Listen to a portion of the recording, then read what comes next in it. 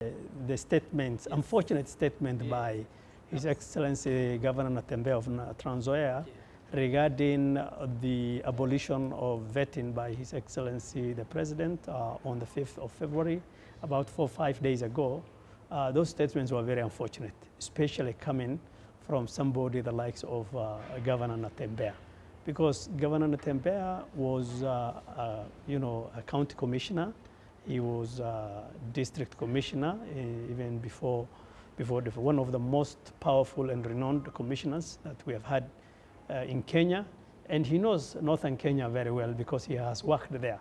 So he is the guy who really today was supposed to be advocating for abolition of extra vetting or additional vetting, whatever they call it, because he knows the woes and the difficulties that this kind of vetting has brought to the community in terms of its impact, in terms of discrimination, the fact that this kind of vetting inspires some sort of extremism, and it really becomes a fertile ground for extremists to recruit our young boys and girls. So for it to come from Governor Natembeya and the many others, especially the Central Kenya elites, really singing in chorus, fighting His Excellency the President for abolishing an unfortunate policy that has impacted the region since independence. Really, many of us, after the devolution, the second liberation of northern Kenya is the abolition of vetting. And this is something for us to celebrate. And I think the fear of those elitists, and even probably even Governor Natembeya and the likes, is that the Somali community is seen as very competitive, politically and in terms of business. And so there is this inherent fear that they might overtake them, especially in terms of numbers in central Kenya.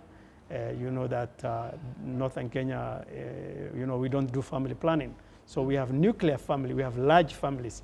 The population growth is significant in northern Kenya as opposed to central Kenya, which really, in one way or the other, we believe that is actually on the negative growth because,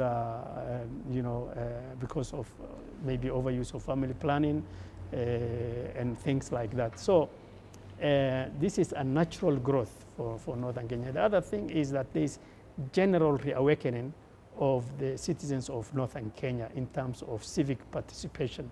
In the past, we never used to participate in voting, and we never used to participate in elections as much as the other parts of this country. Right now, because of the coming of devolution, people seem to understand the importance of civic participation and civic engagement, so that all these things are attached to resource allocation. And if they don't participate, then they know that their rightful allocation is not going to be realized.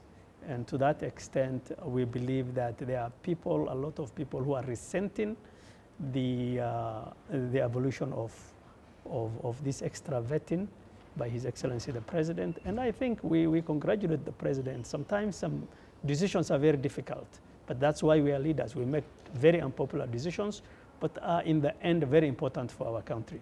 All Kenyans are equal, no matter where you come from. We have equal birthrights. We have a constitution that protects all of us. And so there is no reason why certain demographic groups or certain demographics in this country will be discriminated. The case in point is that if you are from Kiambu, it might take you a day to get an ID card or two. If you are from Garissa, it might take you probably a year, not even a year, maybe some 3 years. When I was campaigning, I was a witness to some very interesting examples of the impact of this extra vetting. I have seen mothers who have 4 or 5 children who have no ID cards. I have seen boys and girls who completed secondary school 5 years ago and are unable to travel to pursue their education because they don't have an ID card to go to Nairobi or wherever the university is, simply because the vetting process has delayed and probably they will never even get that ID card, and they might have given up. Now, what will that kind of child do? Probably an A student. His only option is to seek other options. And extremism is an option. Al-Shabaab is an option. So that is why I think we have to applaud the president. And I believe that the brothers and the sisters who are out there very loud, trying to push back on vetting, should do a little bit of research what this means. Because I really wish that they were subjected to extra vetting for even 1 year, and they will see really what that means for the population.